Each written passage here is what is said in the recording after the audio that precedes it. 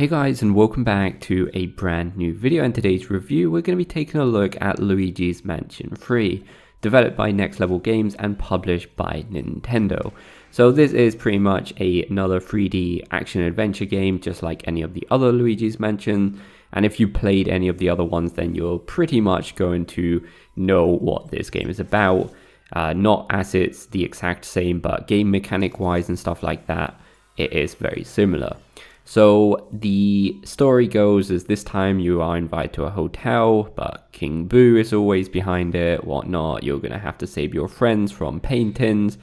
And, you know, from there, it's just typical Nintendo stuff. So the story isn't its heavy point, but that's to be expected in these games. However, it is worth mentioning that this is a direct sequel to Luigi's Mansion Dark Moon. So if you played that one, I'm sure there is a bit more insight on the story. I haven't actually played that particular one. The only other Luigi's Mansion games I played is the first one for the GameCube, which I absolutely loved, by the way. So I think the first thing I'm actually going to say is a bad thing, just to kind of get the bad things out of the way. And really there's only one kind of negative thing that really stood out for me, and that kind of happened to be multiple times, and that is the mixture between the camera angle and the controls.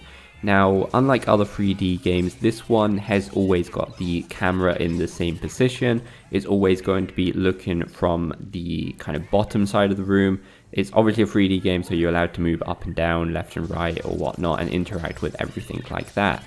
Sometimes though, the controls are not necessarily bad, but the mixture of this camera angle and the controls kind of sometimes make it really hard to kind of turn around and aim in a very specific position, especially when you're trying to maybe defeat multiple ghosts at the same time. Sometimes you do get a bit confused and you think you're looking in maybe a slightly different direction than you would like to be looking. But that's really the only negative thing that happened to me multiple times in this game. Pretty much the rest of everything I've got to say is greatly on the positive side. So this Luigi's Mansion is divided by 17 different floors in the hotel.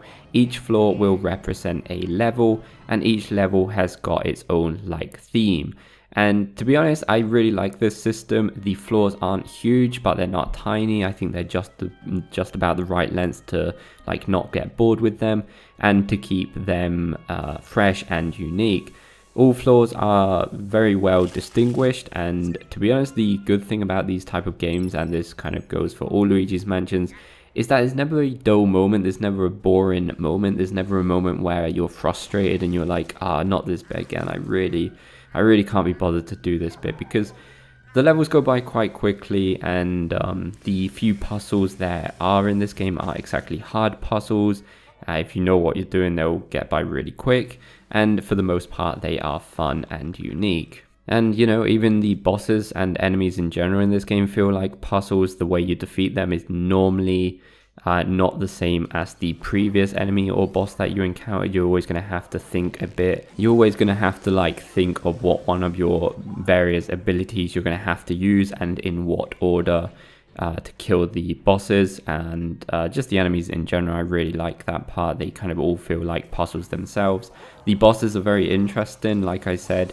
They're not just do the exact same thing as the previous one, and yeah, in general they're really well designed and not repetitive in any way. What I really do like about these games, especially games like this from Nintendo, are just a nice chill classic single player experience. You follow the story or whatnot. You don't have to worry about microtransactions. You don't have to worry about being better than anybody else or spending real money. It's just a nice chill experience. However, if you do multiplayer, there is actually 2 different co-op options. You can play online with anybody, or you could play local with up to 8 players, which is really nice. They're kind of mini games like Capture the Ghosts, and yeah, just another fun part of the game. I personally haven't played them that much. I did dip into it to check it out, and yeah, I already do prefer the main game, but it's kind of cool. The co-op has unique bosses and stuff that you can't find in the single player, so it's definitely worth checking out. As for the audio, whoever hasn't played Luigi's Mansion before, it's not supposed to be a scary game in any way, though. It's obviously a haunted mansion or a hotel or whatnot, and it came out on Halloween. but it's kind of got this really, really nice, unique feeling to it. It's got the exact feeling that I had in Luigi's Mansion for the GameCube. But what I'm just going to say about the audio is that the audio is not actually that creepy. It's actually kind of almost happy in a lot of parts. I mean, there's some parts where it kind of tries to be creepy, but on the very light side of things, more on the cartoony side of things. But for the main part, it's typical Mario kind of Nintendo music, which I absolutely love. As far as voices, there are no voices in this game, except maybe a few words in English that Luigi may shout out every now and then. But for the main part, the ghosts and voices are just noises. As far as graphics go, it looks just as good as you expect it to look on the Switch, no flaws there. It's actually really impressive how interactive some of the rooms are. Like when you're blowing your, I believe it's called the poster gust around the room, you can just suck in a load of different things or blow them away, and it's just incredible, like all the effects on different things around the room. It's actually quite impressive for the Switch. And yeah, like each room feels like it's really well decorated as well. So no complaints there at all. So like I said, really the only negative thing that I could find in this game is the controls with the camera angle. Sometimes it's kind of hard to aim exactly where you want to, and you can get confused sometimes. But there's really no other negative to this game, in my opinion. The game's quite, like, it's not short nor long. It's just about the right length to not get bored.